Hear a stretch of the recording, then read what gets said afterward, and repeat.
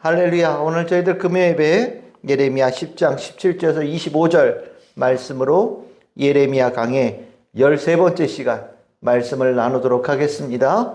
우리 수요일날 나눴던 말씀에 이어지는 말씀이죠. 기억하시죠? 수요일날 말씀이 뭐였습니까? 우상은 헛되다. 헛된 우상을 따르는 자의 삶은 헛되다. 하나님은 참되시다. 참된 하나님을 따르는 자의 삶은 참되다. 이것이 앞서서 하나님께서 예레미야 예언자를 통하여 주신 아주 중요한 명제입니다. 우리가 늘 기억해야 되는 거죠. 그러면 이제 여기에 한 가지 질문이 던져집니다. 하나님께서 그 말씀하신 이유가 있죠. 이스라엘 백성들이 현재 헛된 우상의 길을 따르고 있으니까 그 말씀을 하신 거거든요. 그러면 헛된 우상을 따르고 있는 이스라엘 백성들에 대해서 하나님은 그럼 어떻게 하실까? 헛된 길을 따르고 있는 자들에 대하여서 하나님께서는 그냥 두시지는 않죠. 하나님께서 그들의 가는 길을 바꾸기를 원하시고 실행하십니다. 왜일까요? 하나님께서 이스라엘 백성과 맺으신 언약이 있기 때문입니다. 이스라엘 백성들은 하나님과의 언약을 안 지켜도 하나님께서는 이스라엘 백성과 맺은 언약을 지키시고 수호하시고 이행하시는 분이시거든요. 그래서 하나님께서는 이스라엘 백성들이 헛된 길로 갈 때 그냥 두지 않으셔요. 그리고 참된 길로 돌아오게끔 하나님께서는 계속해서 그들의 삶에 개입하십니다.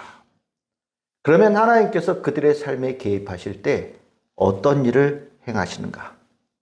헛된 길에서 참된 길로 돌아오게 하실 때 하나님께서는 그것을 무엇을 통하여서 그것을 행하시려고 하시는가? 오늘 그 얘기가 나오는 거예요. 오늘 그 내용이 17절과 18절.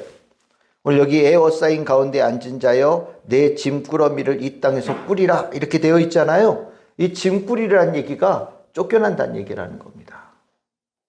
왜 짐을 왜 꾸려서 쫓겨나냐? 18절에 보시면 뭐라고 나와요? 하나님께서 그들을 내던지신다 이렇게 나오죠. 하나님께서 그들을 흩어버리시는 거예요. 그들이 우상의 길을 걸어갈 때 그 부끄러운 길을 없애버리시고 그 길을 걸어가는 것을 못 가게 만드시는 거예요. 너희들이 헛된 길을 따라갔으니 그 헛된 길을 따라간 것에 대한 대가가 무엇인지 너희들의 삶에 아주 절실하게 깨닫게 하신다. 그 방법이 하나님께서 그들을 흩으시는 겁니다. 하나님께서 이 흩으심에 대한 이것은 우리가 생각할 때 징계, 심판으로 우리가 이해하겠지만 실은 그 이면에는 하나님의 구원의 뜻이 있는 거죠. 징계도 구원이 되어지는 겁니다. 심판도 구원이 되어지는 거예요. 그게 하나님께 선택받은 하나님의 자녀에게 있는 축복입니다. 징계가 그냥 징계가 되어지고 심판이 그냥 심판이 되어진다면 이제 더 이상 소망이 없는 거잖아요. 근데 하나님 백성에게는 하나님의 사랑하심이 있어서 사랑하는 자에게 징계도 베푸시고 심판도 행하십니다. 그리고 그 목적은 구원하기 위하여서 그 일을 하신다.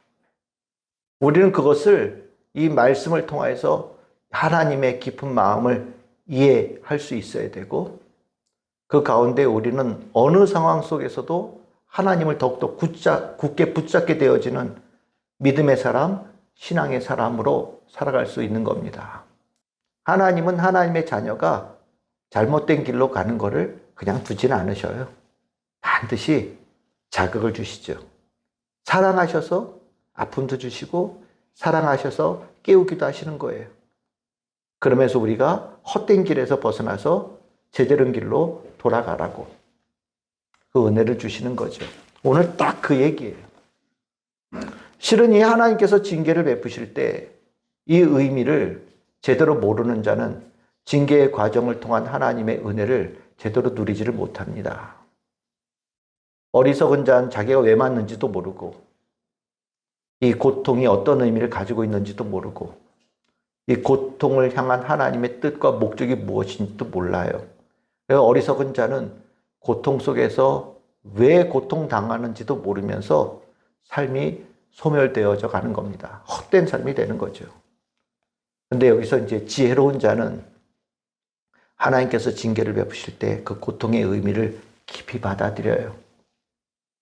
고통의 의미를 받아들인다는 것은 고통을 고통스럽게, 고통을 고통스럽게 받아들이는 거예요. 고통을 고통스럽게 받아들일 때 이 고통을 주신 이도 하나님이시고 더 나아가서 이 고통을 벗어나게 하실 이도 하나님이시라는 것을 알게 되는 거죠. 고통을 고통스럽게 못 느끼면 계속해서 고통이 그를 마비시키는 삶으로 몰락해져 가는 거예요. 근데 하나님께 주신 고통을 작은 고통이라도 그 안에 깊은 의미를 깨닫고 작은 고통에서도 그 의미의 뜻을 깊이 새기는 자는 작은 고통으로 회복의 길로 돌아설 수 있는 은혜를 입는 거죠. 그 하나님의 징계에 대해서 올바르게 반응하는 것을 예레미야가 이렇게 반응해야 된다고 답을 주는 것이 19절 이하예요. 19절, 20절, 19절 보시면 슬프다 내 상처여. 내가 중상을 당하였도다. 그러나 내가 말하노라 이는 참으로 고난이라 내가 참아야 하리로다. 예레미야는 실은 잘못한 게 없죠. 하나님의 사람이에요. 그런데 이스라엘 백성들이 지금 우상의 길로 가다가 하나님께서 그 길을 없애버리시고 흩어버리셔서 지금 깊은 고통으로 들어가고 있는 거예요. 그 고통의 길에 예레미야가 함께하고 있는 겁니다. 그러면서 그 제일 앞에서 그 고통을 먼저 받으면서 하나님께서 주신 고통을 제대로 고백해야 된다는 것을 대변하고 있는 거예요. 여기 나오는 단어는 그냥 간단하게 아이 아파 이게 아니죠. 죽을 만큼 아프다라고 얘기하는 거고요. 회복이 불가능할 정도로 아프고 상처 입었다라는 것을 얘기하는 거예요. 그런데 뭐라고 얘기합니까? 이 상처, 이 중상은 받아 마땅할 상처였어. 억울한 것이 아니라 정말 하나님께 이렇게 혼나도 마땅한 삶이었어. 고통당하면서도 이 고통에 대해 불만을 갖거나 하나님께 저항하거나 하나님께 대적하는 것이 아니라 오히려 하나님께 주신 그 고통을 제가 다 인정합니다라고 받아들이는 자의 모습으로 하나님께 주신 고통을 대해야 된다. 그것이 이 고통은 참 고난이고 내가 참아야 하는 고난이다라고 고백하는 모습으로 나오는 거예요. 굉장히 중요한 내용입니다. 우리가 너 잘못되어 있어 라고 얘기할 때 제가 잘못되었습니다라고 인정하는 것은 굉장히 성숙한 자세예요. 많은 이들이 죄와 악에 물들게 되면 잘못되어진 것을 오히려 뒤집어 엎으려고 하죠. 내가 잘못되었음에도 그것을 지적하는 상대방의 그 죄를 남기고 오히려 그 사람이 잘못되어졌다고 덮어 씌우는 일들이 일어나기도 합니다. 세상의 방법이에요. 근데 하나님 앞에서는 그게 안 통하죠. 하나님 앞에서는 솔직한 게 최선이에요. 정직한 게 최선이에요. 하나님께서 잘못됐다고 얘기하실 때 인정하고 수용하는 게 답이 되는 거고요. 그 가운데서 해결의 실마리가 열리는 거예요. 실은 우리가 잘못되어진 길을 갈 때 그 잘못된 길에서 올바른 길로 돌아서기 위해서는 우리 힘으로 안 됩니다. 우리가 잘못된 길로는 얼마든지 갈 수 있어도 우리가 올바른 길로 선택하는 것은 굉장히 힘든 길이에요. 이 두 간극이 워낙 넓게 멀어져 있잖아요. 우리가 이 잘못된 길을 한참 가다가 길이 끊어진 그 상황을 경험했을 때 우리가 이 제대로 올바른 길로 돌아서기 위해서는 정말 하나님의 크신 은혜가 있어야 이 길로 우리가 접어들 수 있는 거거든요. 이 돌아설 수 있게끔 하시는 하나님께서 우리를 그 끊어진 길로부터 우리가 참된 길로 이렇게 옮겨주게 되어질 때 그 계기가 뭐냐? 내가 이 길을 서는 것이 잘못되었습니다. 내가 헛된 길을 따라가서 내가 이런 고통을 받고 헛된 길을 따라가서 내가 이렇게 재앙을 입었습니다라고 솔직하게 고백하는 것이 하나님의 은혜로 참된 길로 설 수 있는 길이 되어지는 거거든요. 오늘 예레미야는 하나님께 그 고백을 하라고 가르치고 있는 거예요. 우리가 이 고백을 솔직하게 할 수 있다면 우리가 잘못되어진 삶의 수많은 문제들이 멈출 수 있는 겁니다. 탕자의 이야기에서도 똑같은 이야기인 거예요. 내가 잘못되었구나. 그 돼지들이 먹는 그 음식도 제대로 못 먹으면서 내가 잘못된 길로 와서 이렇게 먼 이방인의 땅에서 이렇게 수치스러운 삶을 사는 거구나 라고 고백하게 되어지고 나니 하나님께서 그 어둠의 땅으로부터 다시 아버지의 집으로 돌이킬 수 있는 해방의 역사를 주셔서 그 길로 가게 되는 거잖아요. 그 땅에서 묶여서 못 떠났으면 아버지로 돌아가면 좋을 텐데라고 얘기해도 못 갈 수 있어요. 근데 하나님께서는 그 자리에 잘못되어짐을 인정하는 자에게 하나님께서 거기서 벗어나서 하나님께서 주신 참된 길로 갈 수 있는 길을 열어주시는 거거든요. 그러니까 우리가 이 19절에 있는 이 고백은 굉장히 귀한 고백으로 들으셔야 돼요.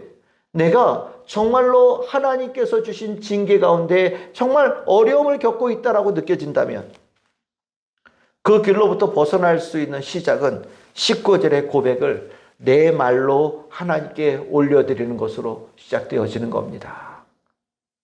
제가 이 고난 정말로 어리석어서 생긴 고난입니다. 제가 이 고난을 깊이 마음에 새기겠습니다. 이 고통을 더욱더 깊이 고통스럽게 느끼겠습니다. 주님, 고통당하면서 죄악으로 괴로워하는 저를 불쌍히 여겨주셔서 이것으로부터 저를 벗어나게 하여 주시옵소서. 긍휼과 자비를 베풀어 주시옵소서.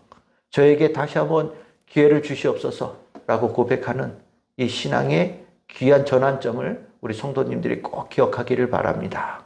그러면서 한 가지 더 나아가는 거죠. 23절이에요. 23절에 뭐라고 되어 있습니까? 길? 내가 이제까지 어떤 길을 선택하든 내 마음이라고 생각을 했어요. 우상의 길, 헛된 길, 우상의 길이라고 했지만 우리 지난 수요일 날 말씀에 우상은 내가 만든 거거든요. 내가 선택한 길이에요. 내가 길을 가고 내가 길을 선택하고 그것을 갈 수 있는 권한이 나에게 있다라고 생각을 하면서 사람들이 살아요. 내 인생은 내 것이라고. 그런데 이 과정을 겪으면서 깨닫는 거예요. 길은 수만 가지의 길을 다 갈 수 있어도 올바른 길, 참된 길은 오직 하나님께 있다라는 것을 깨달았다라는 거예요. 길이 목적이 무엇입니까? 목적지에 가야 되는 거예요. 그렇죠? 그냥 길을 간다고 그것이 목적이 아니잖아요. 만약에 목적지가 없이 그냥 떠났다. 우리가 지금 아까 얘기한 그냥 흩어짐이에요. 목표지가 없이 그냥 추방된 거예요. 그러면 어디로 가야 될지 모르는 아주 불행한 삶이 되는 거죠. 우리가 길이라는 것은 내가 어디를 가야 되는데 목적지가 분명히 서 있고 그 목적지로 향할 수 있는 길이어야만 그것이 참된 길이잖아요. 우리가 이 목적이라는 것을 생각해 보면 우상과 하나님이 있는 길의 차이를 분명하게 알게 되는 거죠. 수많은 사람들의 길은 그 끝이 끊어져 있어요. 죽음 앞에서 모든 사람들의 길이 끝난단 말이죠. 아무리 유명한 사람일지라도, 아무리 대단한 사람일지라도 그 사람들은 죽음 앞에서 자신의 여정이 끝나요. 근데 오직 딱 하나의 길, 하나님께로 향하는 길은 그 길이 끝나지 않고 영원으로 향하는 길이라는 것이 성경의 말씀이잖아요. 예수님께서 말씀하셨죠. 나는 길이다. 내 뒤를 따라오거라. 거기에 생명이 있다라고 말씀하시잖아요. 길이고 진리고 생명이다. 나를 따라오면 그 길이 유일한 참된 길이다라고 예수님께서 말씀하셨죠. 오늘 그 얘기예요. 내가 내 마음대로 이것도 길이야 라고 막 주장하고 왔는데 하나님께서 길을 끊어버리시고 그 길을 못 가게 하시는 것을 경험하고 나니, 아, 길이 다 길이 아니구나. 하나님께서 인정하신 길을 걸어가야 길이 되는 거구나. 하나님께서 이 길이 참되더라고 말씀하신 길만이 길인 거구나. 내가 왜 인지해서야 그것을 깨달았노? 라고 하면서 하나님 앞에 자신의 잘못을 완전히 인정하는 고백이 23절인 거예요. 우리가 나름대로 다 살아가잖아요. 뭘 목적을 하나를 두고 다 산단 말이죠. 근데 그 목적을 두고 살아갔던 길이 우리가 인생을 살고 나서 나중에 참 힘들고 어렵고 괴롭고 허망하다라는 얘기를 하는 이들을 수없이 봅니다. 왜 허망해요? 왜 헛돼요? 결실이 없으니까. 내가 원하던 것이 거기에 없고, 내가 바라던 그 그림이 거기에 안 있고, 그려져 있지 않고, 내가 꿈꾸었던 것이 실현되어지지 않는 길이니까. 그 길을 걸어가면서도 점점 왔던 그 시간만큼 괴롭고, 시간만큼 헛되다라는 것이 내 심령에 확 들어오는 거예요. 우리가 하나님의 사람으로 살아가면서 인생의 길이 뭐가 다르냐? 살면 살수록 뿌듯해져요. 처음에는 이게 제대로 믿음이 갖추어지지 않아서 뭐가 얼만큼 있는지 잘 모르고 걸어가요. 누군가의 손에 이끌려도 가기도 하고 믿음의 인도자의 손에 이끌려서 한두 걸음 옮겨지기도 합니다. 가는 그 길이 때로는 가봐야 뭐 있겠어 라는 기대감도 적을 수도 있고 제대로 알지도 못하면서도 그냥 좋다니까 따라가는 경우들도 생겨요. 하지만 그 길을 한 발짝 한 발짝 걸어가면 점점점 걸어가면 걸어갈수록 내가 잘 왔구나. 내가 잘 걸어왔구나. 좋은 길, 바른 길, 진리의 길, 참된 길을 걸어왔구나. 라는 것을 점점점 깊이 느끼며 살아가는 인생의 여정이 된다라는 거죠. 오늘 그것을 23절에서 고백하는 거예요. 예레미야가 얘기하는 겁니다. 너희들이 그 징계 고난 속에서 하나님 앞에 그것을 고백해라. 제가 길이 아닌 길을 잘못 왔습니다. 하나님께서 그렇게 이것이 길이라고 얘기하셨는데 그 길 우습게 여기고 내 마음대로 왔다가 이렇게 후회합니다. 하나님 앞에 길을 잘못 왔다고 고백하거라. 그것이 징계의 고통을 고통스럽게 여기고 있다라는 하나님께 올려드리는 좋은 신호가 된다. 세 번째로 얘기하는 것은 24절이에요. 나를 징계하시되 너그러이 하시고 진노로 하지 마옵소서. 주께서 내가 없어지게 하실까 두려워하나이다. 하나님의 징계가 이전에는 그냥 징계였다면 이제는 징계 안에 구원이 있다는 것을 내가 알게 됐다라고 고백하는 거예요. 징계가 되어지고 심판이 되어지면 그냥 소멸이죠. 그냥 맞아서 죽는 것밖에 남는 게 없는 거예요. 맞아서 망하는 것밖에 남는 게 없는 거예요. 그런데 이 가운데 하나님께서 주신 고통이고 이 고통 안에 그 하나님께서 구원의 뜻이 있다는 것을 깨닫고 나면 하나님께서 주신 고통을 고통스럽게 여기면서 하나님께 이렇게 구하는 자가 된다는 거예요. 어떻게? 하나님, 이 고통을 통하여서 제가 다시 태어나는 자가 되게 하여 주시옵소서. 내가 이 고통을 통하여서 거듭나게 되어지는 자가 되게 하여 주시옵소서. 내가 이 고통을 통하여서 하나님을 제대로 믿고 나아가는 자가 되게 하여 주시옵소서. 이 고통을 통하여서 하나님께서 만드신 아름다운 피조물로 회복되어지는 은혜가 있게 하여 주시옵소서. 구하거라 라고 예레미야가 가르쳐 주는 거예요. 이것이 하나님께서 주신 징계의 참된 의미를 깨달으며 하나님의 참된 하나님을 따르는 참된 인생의 길이 되어지는 자로 전환되어질 수 있는 중요한 신앙의 고백이다라고 가르쳐 주는 겁니다.